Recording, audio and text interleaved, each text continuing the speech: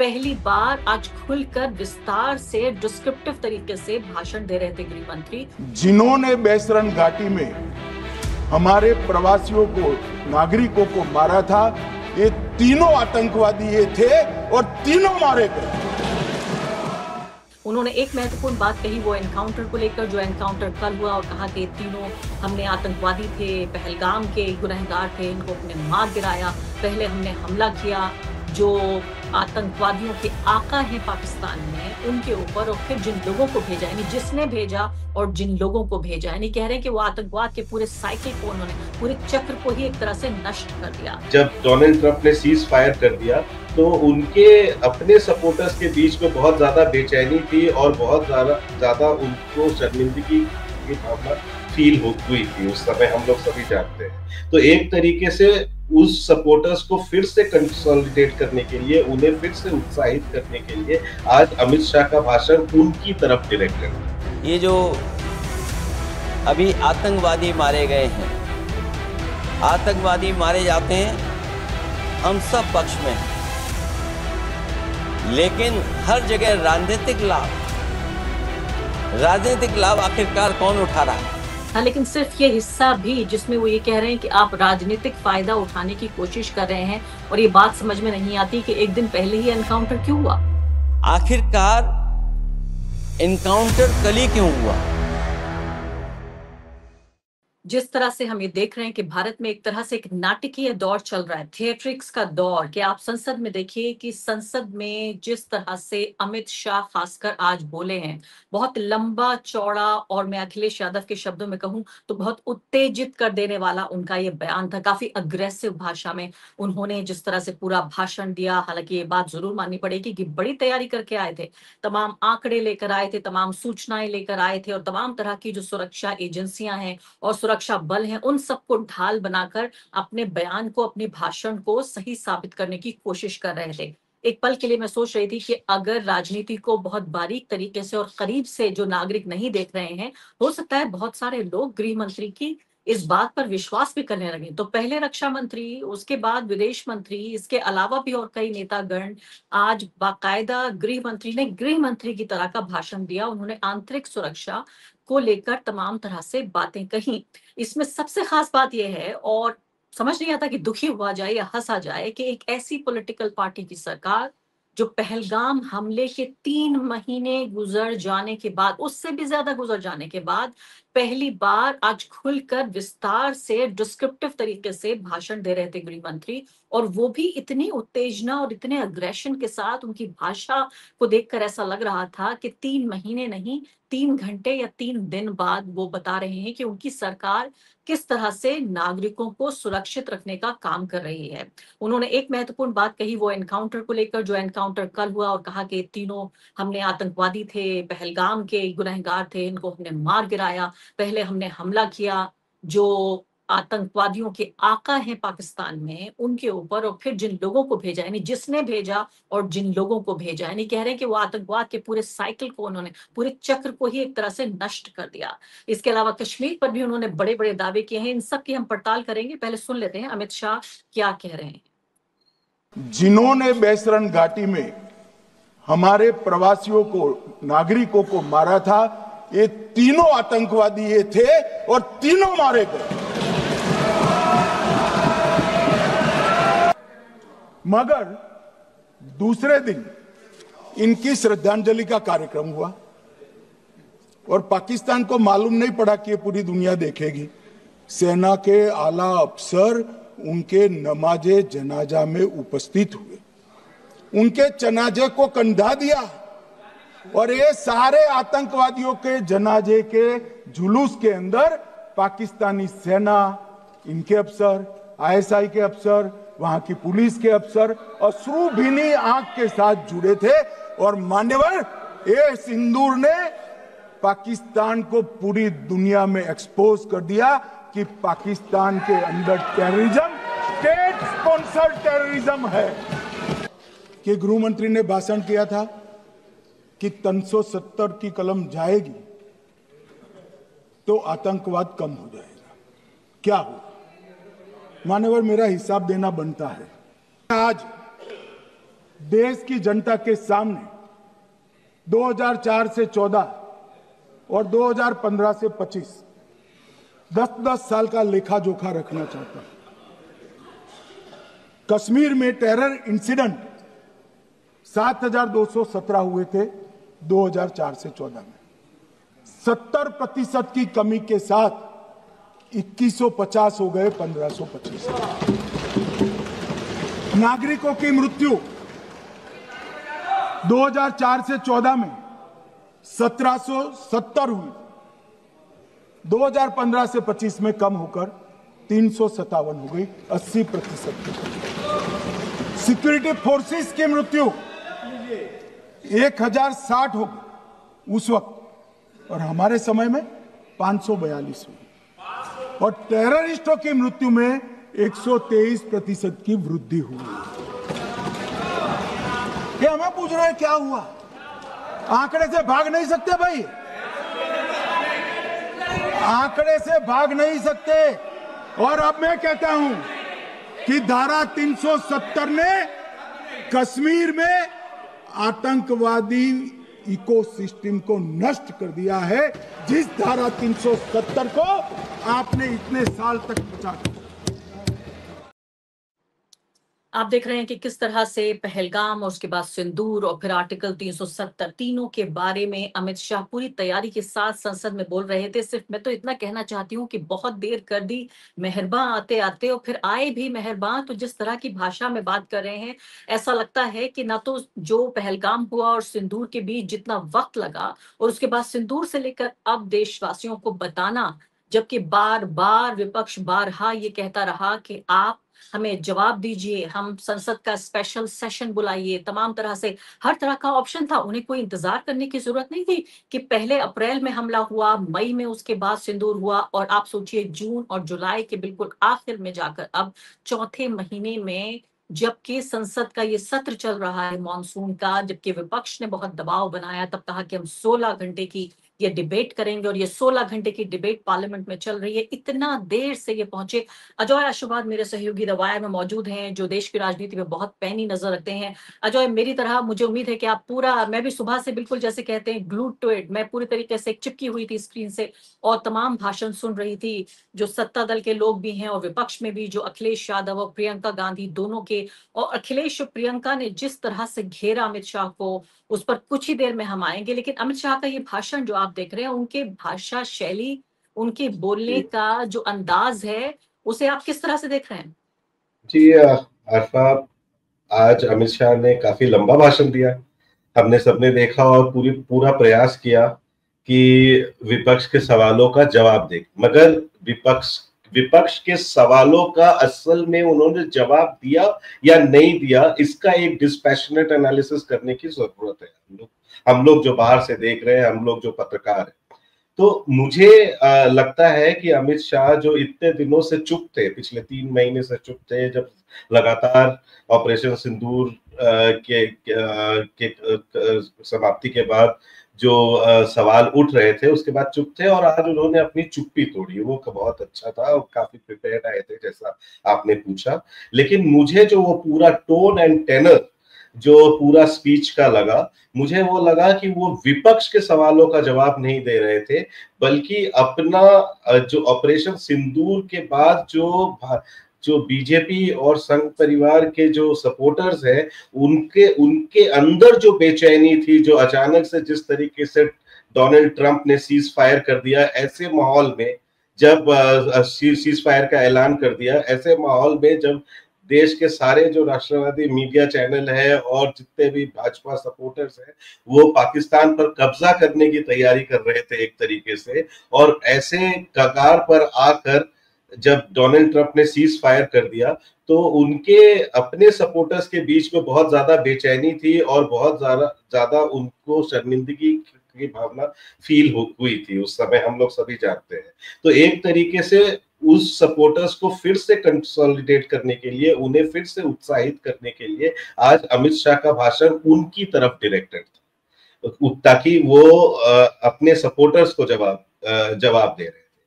Plus अब technical analysis करें कि उन्होंने क्या क्या सवाल सवालों के जवाब दिए। अजय, तो अब ये दूसरा एक सेकंड, आपने बहुत दिलचस्प बात कही है कि ये बात दरअसल उन लोगों के ऊपर केंद्रित थी। इस पर कोई ध्यान नहीं दे रहा है कि ये सिर्फ विपक्ष की बात नहीं है, ये सिर्फ हमारे जैसे पत्रकारों की बात नहीं है जो कि सरकार के काम की आलोचना करना, जिनका काम ही यही है। बल्कि आप ये कह रहे हैं कि वो भक्तगण जो बहुत परेशान थे, जो कह रहे थे कि भाई राष्ट्रवादी सरकार है, पाकिस्तान को नेस्त नाबूद कर देगी, और जिन्होंने हमारे जो राष्ट्रीय चैनल तथा कथित है उनकी बात पे यकीन कर लिया था कि भाई लाहौर, इस्लामाबाद और कराची पे कब्जा हो चुका है भारत का, पीओके हमें मिल चुका है, और ऐसे में अचानक जो है वो सीज फायर का ऐलान हो गया। ये उस कंस्टिट्यूएंसी को एड्रेस करने का तरीका है?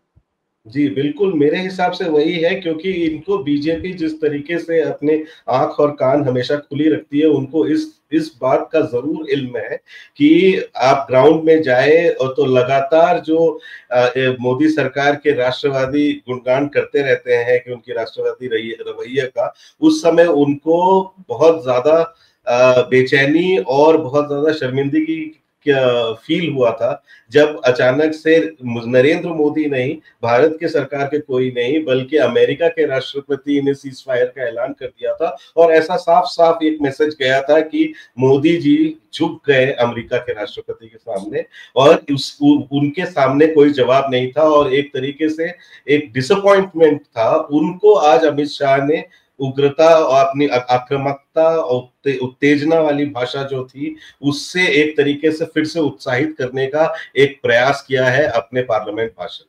ये तो इस चीज को यहाँ बहुत महत्वपूर्ण बात ये है अजय, क्योंकि देखिए जो सरकार क्या कर रही है उसका तो पूरी पब्लिसिटी हम सरकारी चैनलों पे देख रहे हैं, और जो हमारी तथाकथित गैर सरकारी चैनल है उसमें भी सरकारी प्रोपेगेंडा चल रहा है कि अमित शाह ने कैसे धो दिया। अमित शाह जो है वो अपने सरदार के बाद हमारे वो सबसे ज्यादा मजबूत गृह मंत्री बन के उभरे हैं सरदार पटेल के बाद। ये तमाम तरह की बातें चल रही हैं कि हमें दूसरे सरदार पटेल मिल गए, लेकिन विपक्ष क्या कर रहा है इस पर हम नजर रखेंगे, क्योंकि विपक्ष के पास ना तो अपना कोई चैनल है, ना विपक्ष के पास फिलहाल आप ये देखिए बेशतर राज्यों में सरकारें भी नहीं है उनकी।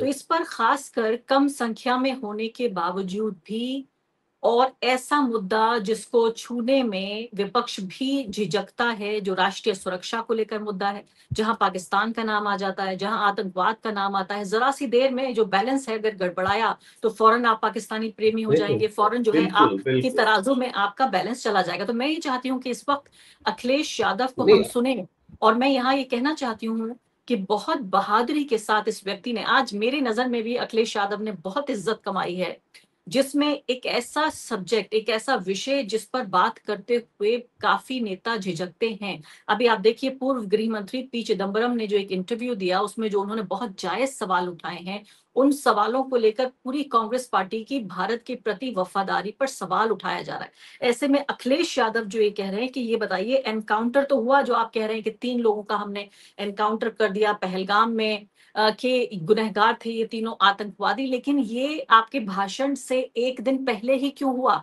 और क्यों राजनीतिक फायदा उठाने की कोशिश हो रही है? इस पर क्या कहते हैं अखिलेश, आइए सुनते हैं। अभी जब मैं सुन रहा था ये जो अभी आतंकवादी मारे गए हैं, आतंकवादी मारे जाते हैं, हम सब पक्ष में हैं, लेकिन हर जगह राजनीतिक लाभ आखिरकार कौन उठा रहा है? क्योंकि मैं अपनी बात खत्म कर रहा था, अध्यक्ष महोदय ये पूछ रहे हैं कि आज महादेव ऑपरेशन पे मैं धन्यवाद क्यों नहीं दे रहा हूं। अध्यक्ष महोदय, जिस समय समर्थन की बात आई, पूरे देश के जितने भी राजनीतिक दल हैं वो आपके साथ थे। आखिरकार एनकाउंटर कल ही क्यों हुआ?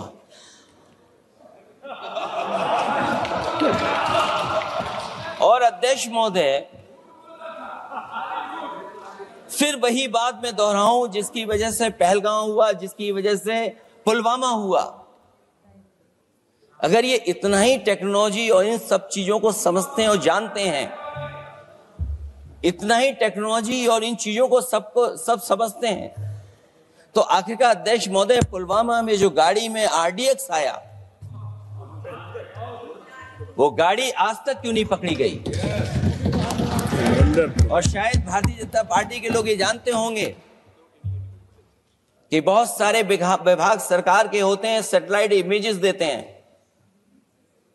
अगर आज भी भारतीय जनता पार्टी चाहे तो पुलवामा में जो गाड़ी आई है, सैटेलाइट इमेजेस से वो पता कर सकती है कि वो किस रास्ते से वो गाड़ी आई थी। आप हिम्मत क्यों नहीं जुटा पा रहे हैं उसके लिए? और फिर पहलगांव में किसी भी दल ने आपके साथ किसी तरह की राजनीतिक बातचीत नहीं की।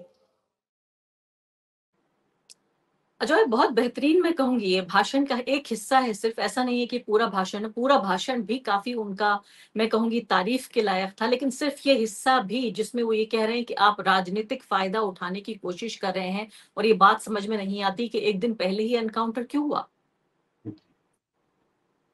जी आरफा, ये सवाल तो बहुत ही ज्यादा विपक्ष उठाएगा ही, खास करके सरकार की तरफ से जो 3 महीने की चुप्पी थी, लगातार कि कुछ नहीं कह रहे थे, लगातार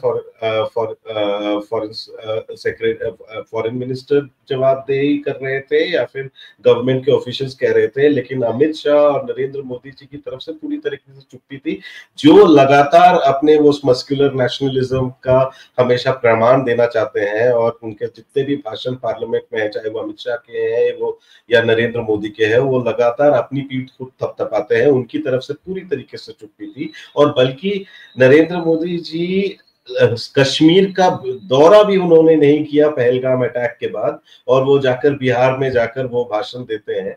तो इन सब चीजों को के बाद हमने ये जो पूरा वैक्यूम था, उसके बाद पहली दफा अमित शाह जी आते हैं और इस तरीके का एक बॉम्बास्टिक अनाउंसमेंट करते हैं कि हाँ, आप जो सवाल हमसे पूछा जा रहा था कि पहलगाम में जो आतंकवादी चलकर आए थे और चलकर निकल गए, जो बार बार विपक्ष कह रहे हैं, उनको कल मार गिराया गया। ये बहुत ही बड़ा अनाउंसमेंट है और देश के गृह मंत्री की तरफ से आ रहा है, तो मैं उनको अभी एक तरीके से फेस वैल्यू में मान भी लूंगा। लेकिन आप ये देखिए, ये संयोग से कुछ ज्यादा ही है कि जो पिछले 3 महीने में ये सारी चीजें नहीं हुई है। अपने भाषण में अमित शाह ने खुद ही कहा कि उनको फर्स्ट जो ह्यूमन इंटेलिजेंस इनपुट मिला था इन आतंकवादियों का कश्मीर में होने का, वो मई 22 को हुआ। आज मई हो गया, मई, जून और जुलाई 2 महीने उनको लगे। मॉनसून सेशन में ऑपरेशन सिंदूर का डिस्कशन कल शुरू हुआ और कल ही वो एनकाउंटर में वो मारे गए, ताकि एकदम अमित शाह के भाषण से पहले, मोदी जी के भाषण से पहले उन्होंने एक कॉन्क्रीट चीज लाकर देश के संसद में और देश के लोगों के सामने समक्ष उन्होंने प्रस्तुत किया है कि देखिए हमारा ऑपरेशन सिंदूर किस तरीके से सफल हुआ है। तो अब मैं फेस वैल्यू में मानूंगा, लेकिन ये किसी न सिर्फ विपक्ष के, न सिर्फ पत्रकारों के, बल्कि देश के सारे लोगों के मन में ये शंका जरूर आएगी कि ऐसा संयोग कैसे हो गया। और वो मुझे लगता है कि देश के गृह मंत्री जानते भी है, अमित शाह जानते भी है, और इसीलिए वो लगातार ये अनाउंस करने के बाद कि ये तीनों आतंकवादी मार गिराए गए, उसके बाद उन्होंने कम से कम 15-20 मिनट अपने भाषण में ये साबित करने में लगाया कि हमने कैसे समझा कि ये तीनों आतंकवादी वही लोग हैं जिन्होंने पहलगाम में हमला किया था देश के पर्यटकों पे। तो वो लगातार बार बार देश के लोगों को ये समझा रहे हैं कि हमने कैसे इसको फुल प्रूफ तरीके से समझा कि ये 3 लोग वही है।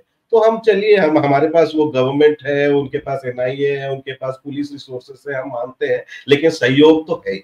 लेकिन आरफा, जो मैं बात कहना चाह रहा था, कुल मिला के कल के डिबेट में और पिछले 3 महीनों में विपक्ष 5 मोटा सवाल उठा रहा था। एक कि पहलगाम के ये आपने ऑपरेशन सिंदूर किया, वहां पे आपने कहा कि 9 उग्रवादी ठिकाने, जो बड़े बड़े ठिकाने थे, और उनको मार गिराया। 100 से ज्यादा भी टेररिस्ट उसमें मरे हैं। लेकिन ये पहलगाम के जो टेररिस्ट थे उनका क्या हुआ, वो कहाँ है?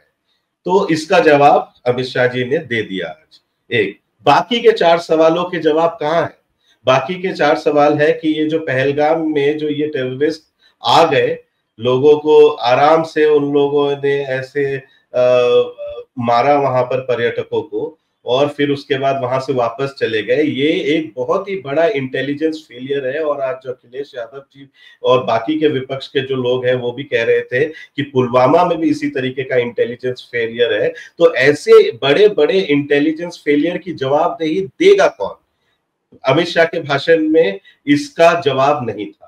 तीसरा जो सवाल विपक्ष बार बार उठा रही है कि आप ये कह रहे हैं कि पाकिस्तान इसमें पाकिस्तान को उन लोग भारत ने किस तरीके से कॉर्नर किया पूरी तरीके से, और पूरे विदेश नीति के तहत और अपने डिफेंस नीति के तहत किस तरीके से कॉर्नर करके उनको दबा दिया। इसका भी कोई प्रमाण नहीं आता है, क्योंकि इसी दौरान पाकिस्तान को एशियन डेवलपमेंट बैंक और आईएमएफ से बड़े बड़े लोन मिलने में और अमेरिका से ट्रेड डील साइन करने में भी सफलता प्राप्त हुई। तो आपने किस तरीके से किया, इसका जवाब ना गृह मंत्री ने दिया, ना जयशंकर जी ने दिया, ना डिफेंस मिनिस्टर ने दिया। अभी शायद प्रधानमंत्री मोदी आएंगे तो वो शायद कुछ बोले। तो और उसके बाद चौथा जो सेना अध्यक्ष को और सेना जी अध्यक्ष, हाँ, ये चौथा सवाल था कि ऑपरेशन सिंदूर के बाद जो सेना अध्यक्ष जिनके भाषण की वजह से जिन्होंने कहा था कश्मीर हमारा जुगुलर वेन है, और उसके बाद ये जो पहलगाम का अटैक हुआ था और उन्होंने इस तरीके से पूरी तरीके से एक स्टेट पेट्रोनेज जो टेररिज्म को पाकिस्तान में मिलता आया है उसको एक तरीके से उजागर किया था। उसी आसिम मुनीर को ट्रंप के बर्थडे सेलिब्रेशन में और यूएस के आर्मी डे में वहां पे चीफ गेस्ट बनाकर यूएस में बुलाया गया था, उसको भारत नहीं रोक पाई।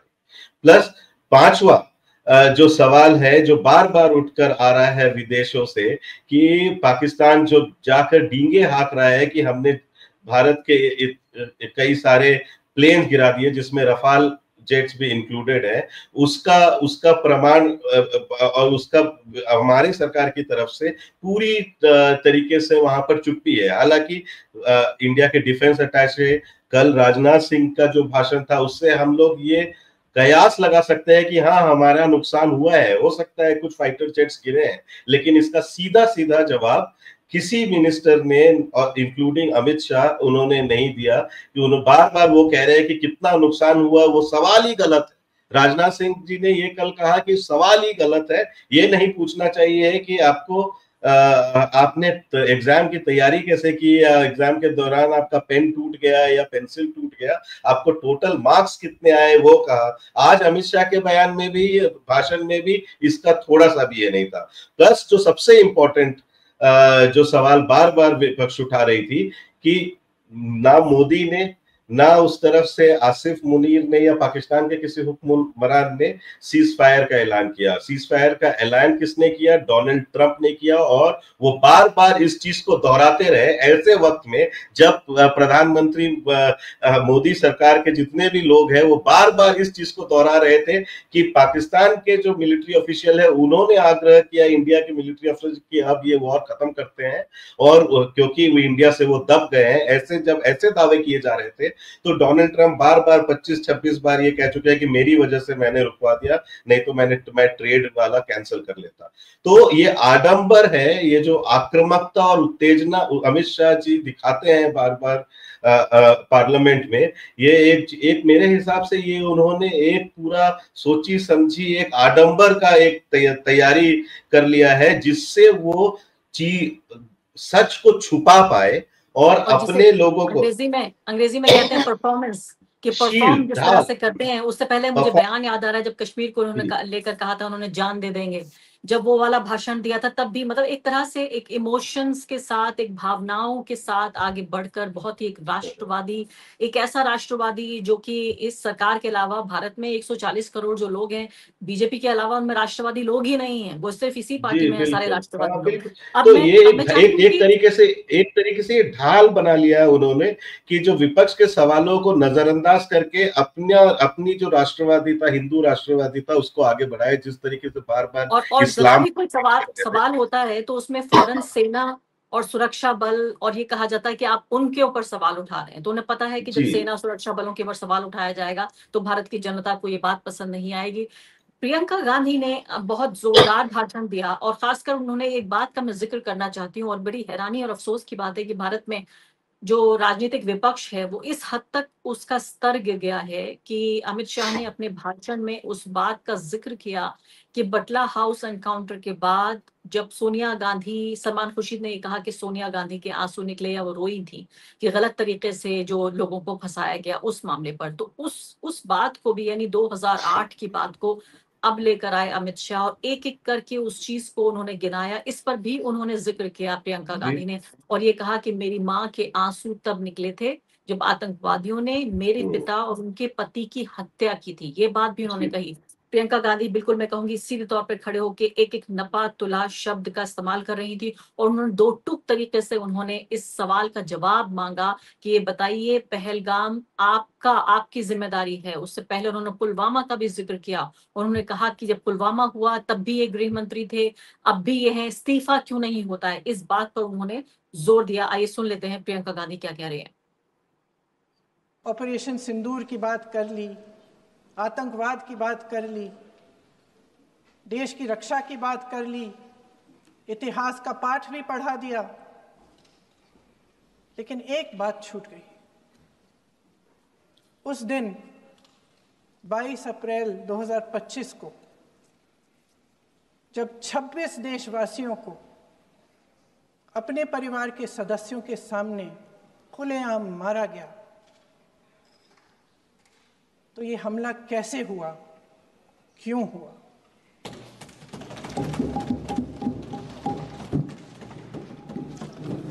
अध्यक्ष महोदय, ये लोग बैसारन वैली में, पहलगाम के पास कश्मीर में क्या कर रहे थे?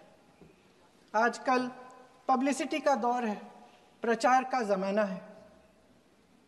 कुछ समय से हमारी सरकार ये प्रचार कर रही थी कि कश्मीर में आतंकवाद ख़त्म हो गया है, कि कश्मीर में शांति है, अमन चैन है। प्रधानमंत्री जी ने खूब भाषण दिए, देशवासियों को कहा कि चलिए कश्मीर चलिए, सैर करिए। कई बार मैंने ये भी देखा मीडिया पर, टीवी पर, कि कश्मीर जाइए, ज़मीन खरीदिए, अब वहाँ अमन चैन है, शांति का वातावरण है। जी हाँ, तो आपने देखा कि खासकर कश्मीर को लेकर जो प्रियंका गांधी कह रही थी उस पे मुझे हैरानी भी है और नहीं भी है। अजय, आप ही देखिए कि अमित शाह के भाषण का एक बड़ा हिस्सा कश्मीर को लेकर भी था कि कैसे कश्मीर में आर्टिकल 370 के बाद क्या क्या बदल गया। मैं दर्शकों को याद दिलाना चाहती हूँ कि इस लंबे चौड़े भाषण में उन्होंने कई चीजों को गिनाया। उन्होंने कहा कि कैसे तमाम तरह के जो अलगाववादियों के समर्थक थे वो जेल में हैं, उन्हें खुद अलगाववादियों से हम कोई बातचीत नहीं करेंगे, वो आतंकवादियों के समर्थक हैं या वो आतंकवादी हैं। इसके अलावा उन्होंने कहा पहले जनाजे में आप ये देखिए बुरहान वानी से लेकर और दो आतंकवादी रहे हैं, वो उनके जनाजों में लाखों लोग जमा होते थे, आज जहां वो मरता है वहीं वो दफन हो जाता है। बड़े ही उन्होंने अग्रेसिव तरीके से इस बात को कहा। उन्होंने ये भी कहा कि हड़तालें हुआ करती थी सैकड़ों की तादाद में, पाकिस्तान से उसका आदेश और निर्देश आया करते थे। इन तमाम दावों को आप किस तरह से देखते हैं, और खासकर जिस तरह से प्रियंका गांधी जो सवाल सामने रख रही हैं कि आपने एक ये तस्वीर पेश की अपनी पालतू मीडिया के जरिए कि देखिए सब कुछ शांति है, और जो नए शादीशुदा जोड़े थे या जो परिवार थे बिना सुरक्षा के संपूर्ण और पुख्ता इंतजाम किए हुए आपने लोगों को एनकरेज किया कि आइए कश्मीर में टूरिज्म कीजिए। जब वो वहां पहुंचे पर्यटन के लिए तो उन्होंने अपनी जान दे दी। लेकिन अमित शाह जो दावे कर रहे हैं वो उसके ठीक उलट हैं। जी, बैसारन वैली में हम सब जानते हैं कि किस तरीके से सिक्योरिटी फोर्सेस के नाम पर जीरो सिक्योरिटी पर्सनल वहां पर थे। लोगों को उस अटैक के बाद एम्बुलेंस भी 1-1.5 घंटे के बाद मिली है वहां पर। तो अब ये सारे जो बेसिक प्रश्न हैं उसको पूरी तरीके से दरकिनार करके इन्होंने कांग्रेस की सरकारों में क्या होता था वो फिर से, ये नई बात नहीं है बीजेपी की तरह के। इसीलिए मैं बार बार ये कह रहा हूं कि आज का अमित शाह का भाषण विपक्ष या लोगों के की तरफ से जो उठाए गए पहलगाम अटैक के बाद जो सवाल उठाए गए हैं उसको उनके जवाब देने के लिए नहीं थे, अपने समर्थकों को आश्वासन देने के लिए ये था। और एक तरीके से ये जो पूरा जो उन्होंने कांग्रेस 50 में सरदार पटेल के बोलने के बावजूद नेहरू ने किस तरीके से सीज फायर कर दिया, 1960 में क्या हुआ, 1971 में क्या हुआ, ये एक तरीके से अमित शाह अपने समर्थकों को ये कह रहे हैं कि हाँ, पहलगाम में हमसे गलती हुई है, वो मान रहे हैं इस बात को।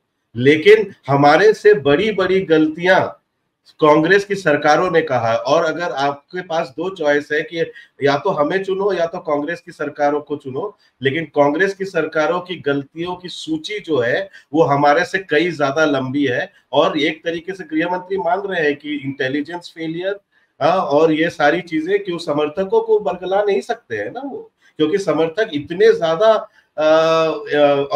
ऑपरेशन सिंदूर के दौरान एक्साइटेड थे, पता नहीं क्या क्या सोच रहे थे वो। और उनको एक तरीके से उनके सारी जो उग्रता, वो जो आपको याद होगा कैसे ऑपरेशन सिंदूर के दौरान कश्मीरी बच्चों को जो यूनिवर्सिटी में पढ़ रहे थे उनको पकड़कर मारा जा रहा है। मुसलमानों के खिलाफ जो कश्मीर से है भी नहीं, भारत में मुसलमानों के खिलाफ वहां पर उनको पकड़ के उनको बॉयकॉट किया जा रहा है। इस तरीके का एक माहौल बन गया था। और ताकि और सारे लोग ये दावा करने लग गए थे, बजरंग दल जैसे और विश्व हिंदू, की इस बार हम पाकिस्तान का सारा टेरिटरी हम ले लें। और उसके बाद ऐसा सीज फायर का ऐलान हो गया, तो एक तरीके से उनको बैठा दिया गया। और आज भी ये नहीं बताया गया कि सीज फायर क्यों हुआ। राजनाथ सिंह ने तो बल्कि थोड़ा बहुत बोला कि जो हमारे जो स्टेटेड ऑब्जेक्टिव्स थे ऑपरेशन सिंदूर, वो उसको हमने पा लिया, इसीलिए हमने सीज फायर किया। उन्होंने कम से कम एक स्ट्रेट जवाब दिया। अमित शाह ने इसकी तरफ गए ही नहीं क्योंकि क्यों सीज फायर हुआ। इसीलिए वो आज अपने समर्थकों को ये कह रहे थे कि हाँ, हमारे से गलती हो गई है, चाहे वो पुलवामा में हो, चाहे वो पहलगाम में हो, लेकिन उस गलती को हमने सुधारा है। और कांग्रेस के गवर्नमेंट्स में उनकी जो गलतियां हैं वो सूची और ज्यादा लंबी है। और इस मौके का फायदा उठा के वो इस तरीके से एक जो मस्क्यूलर नेशनलिज्म है, anti Pakistan, anti Muslim talk जो उनका रहता है, पॉलिटिकल टॉक, उसको और बढ़ावा देने का काम किया है। लेकिन कुल मिला के बात यह है कि विपक्ष 5 सवाल उठा रही थी, उसमें से उन्होंने एक जवाब दिया है पिन पॉइंटेड, और बाकी 4 जो सवाल उठाए जा रहे थे उनका एक भी जवाब अभी तक। 2 दिन का मानसून सेशन हो चुका है, ऑपरेशन सिंदूर के 16 घंटे खत्म होने वाले हैं जो तय हुए थे, उसमें इन 4 सवालों के जवाब अभी तक नहीं आए हैं। और ये भी एक तरीके से संयोग है कि आज वो 3 पहलगाम के उग्रवादी मार गिराए। जी हाँ, लेकिन अजय, बहुत दिलचस्प बात यह है, और शायद ये बात बहुत नई तरीके से आप कह रहे हैं, मेरा इस पर इतना ध्यान नहीं गया था कि अपने समर्थकों को बताना ज्यादा है। अब मेरा सवाल आपसे ये है कि जब अमित शाह ये कह रहे थे कि हमने पहले जो आका थे उनके, जो मालिक हैं आतंकवादियों के, वहां जाके हमने हमला किया, उन्हें नेस्त नाबूद कर दिया, और पाकिस्तान जो है उसे दुख हुआ, और देखिए जनाजे में वहां उनके सेना के लोग गए और तमाम लोग गए, ये बात तो चलिए जायज है। लेकिन उसके बाद वो कहते हैं कि जब ये हमला हुआ सिंदूर, उसके बाद पाकिस्तान के डीजीएमओ ने हमारे से बातचीत की, हमारे अधिकारी से, और उसके बाद इसको हमने सीज फायर को हमने अंजाम दे दिया। इसमें डोनाल्ड ट्रंप की इस बात का, इससे कोई इनकार भी नहीं किया कि डोनाल्ड ट्रंप नहीं आए इस पूरी बातचीत में। जब उन्होंने 24-25 बार अब तक ये बात कही, बारहा इस बात को कहा, तो उन्होंने इस बात से इनकार नहीं किया। इस पर प्रियंका गांधी का बयान मैं कुछ ही पलों में आपको सुनवाऊंगी, जिसमें वो कह रही हैं कि उन्होंने, अमित शाह ने खासकर एक शब्द का इस्तेमाल किया, बड़ा दिलचस्प शब्द है ये, कहा कि पाकिस्तान जब इतना परेशान हुआ तो हमारे आश्रय में, हमारे शरण में आ गया, और तब हमने शरण में आ गया, और हमने इसलिए वहां सीज फायर के लिए हम तैयार हुए। तो इसी को बार बार ये पूछ रहा है विपक्ष। लेकिन मुझे बताइए, इससे पहले कि मैं प्रियंका गांधी की इस बयान पर आऊं, उनके स्पीच का एक बहुत महत्वपूर्ण हिस्सा है, जिस कंस्टिट्यूएंसी को आप कह रहे हैं कि जिसके लिए उन्होंने ये पूरा लंबा चौड़ा भाषण तैयार किया, अपने भक्तगणों को उन्होंने 3 महीने से ज्यादा इंतजार कराया, क्या वो अमित शाह की स्पीच से संतुष्ट होंगे? मुझे नहीं लगता है कि वो संतुष्ट होंगे, क्योंकि जो उनके भक्तगण है, बीजेपी ने जो पिछले 10 साल में राजनीतिक धरातल तैयार किए, उसमें मारो काटो और इसी तरीके का एक इमोशन लोगों के बीच में तैयार कर दिया है। और वो तब तक नहीं मानेंगे जब तक पाकिस्तान के साथ एक फुल फ्लेज्ड वॉर ना हो और उसमें भारत ने अपनी जीत ना नजर आए। लेकिन आप हम जो लोग डिस्पैशनेटली देख रहे हैं, ऑपरेशन सिंदूर के दौरान हो सकता है भारत को कुछ मिलिट्री सफलताएं मिली हो, लेकिन ग्लोबल प्लेन में पाकिस्तान की जो डिप्लोमेसी का जो ये पूरा है, मुझे तो लगता है कि उनको ज्यादा गेन हुआ। उन्होंने एक शॉर्ट टर्म वॉर इंडिया के साथ लड़ा, उसमें उनकी क्षति भी हुई, उनके बहुत सारी चीजें हुई, लेकिन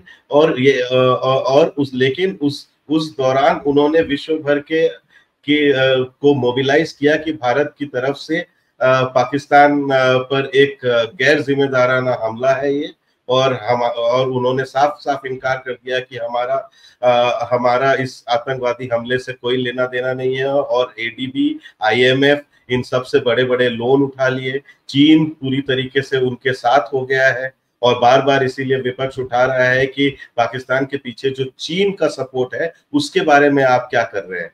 और यहाँ इंडिया में अभी कुछ ही दिन पहले जो चीन के पर्यटकों को देश में वीजा नहीं मिल रहा था हमारे, उसको भी मोदी सरकार ने अब खोल दिया, अब चीन के पर्यटक भी आ सकते हैं।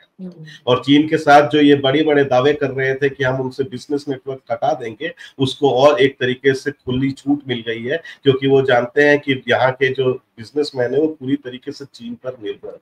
और विश्व भर में आप देखिए, पाकिस्तान में अब जितने आप यूएस में जाइए, सब जगह में ऐसा लगता है कि भारत एक बड़ी कंट्री है, एक एग्रेसिव कंट्री है, और जो पाकिस्तान पर हमला कर रहा है। यही चीज तो चिदम्बरम जी अपने इंटरव्यू में बोलना चाह रहे थे कि पहले आप जो लगातार इस तरीके से अपने डोमेस्टिक पॉलिटिक्स के चक्कर में, जहां पर आप पाकिस्तान पर हमला करना चाहते हैं, लेकिन विश्व में तो लोग इस तरीके से नहीं मानते हैं, उसको एक जियोपॉलिटिकल इशू की तरीके से मानते हैं।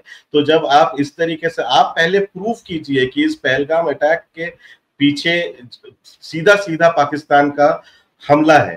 तो चिदम्बरम ये कह रहे थे कि आप जब डायरेक्ट आप बिना किसी सबूत पेश किए हुए आप ये अजम्पशन कर लेते हैं कि ये पाकिस्तान पर अब हमें हमला करना होगा, तो एक तरीके से आप पाकिस्तान के पलड़े पर बहुत सारे सपोर्टिंग देश को डाल देते हैं कि हाँ उनको क्या ये अग्रेसर स्टेट पाकिस्तान नहीं है, अग्रेसर स्टेट इंडिया है। ये चीज एक डिप्लोमेटिक तरीके से चिदम्बरम बोलना चाह रहे थे, जिसको अमित शाह कंप्लीटली स्पिन करके उन्होंने ये कह पाकिस्तान पे। अब ये जो भी चिदम्बरम गृह मंत्री थे, वो जानते थे कि पाकिस्तान किस तरीके से, और उनके दौरान पाकिस्तान को वो जब गृह मंत्री थे और मनमोहन सिंह गृह मंत्री थे, तो भारत की विदेश नीति इतनी और कूटनीति इस तरीके से थी कि पाकिस्तान को कभी भी इंडिया और पाकिस्तान को हाइफेनेट नहीं किया गया था, बल्कि India as a victim of terrorism के तरीके से जो देश के रूप में उभरा था, उन्हीं के टाइम पे उभरा था।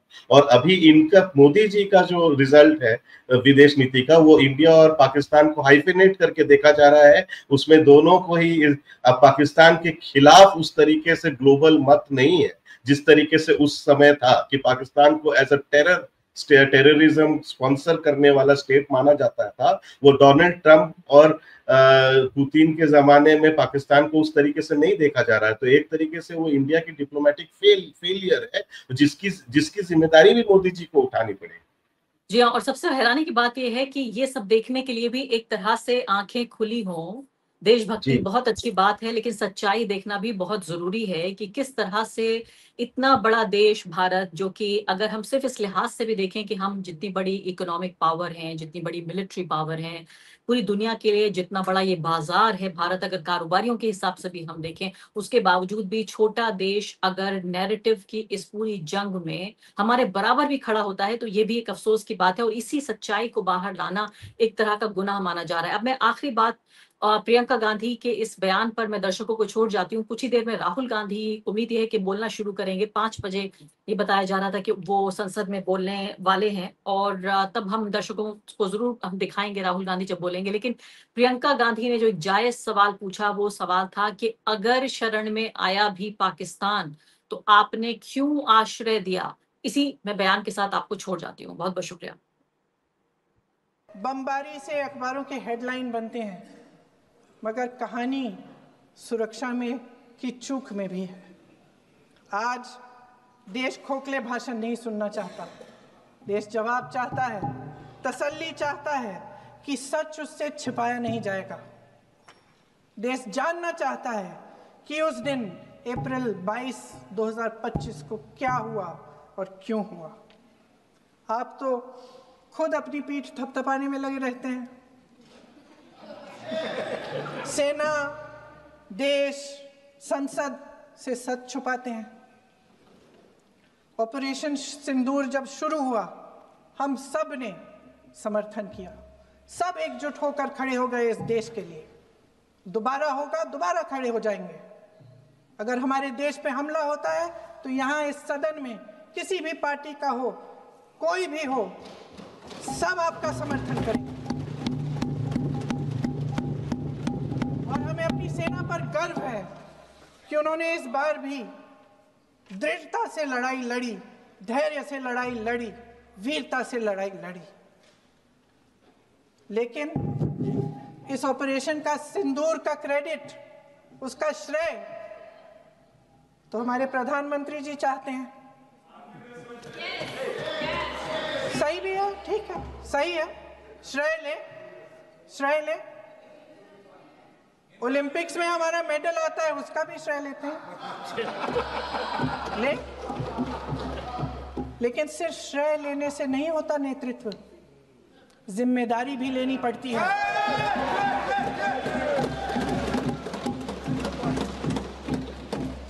देश के इतिहास में ये पहली बार हुआ,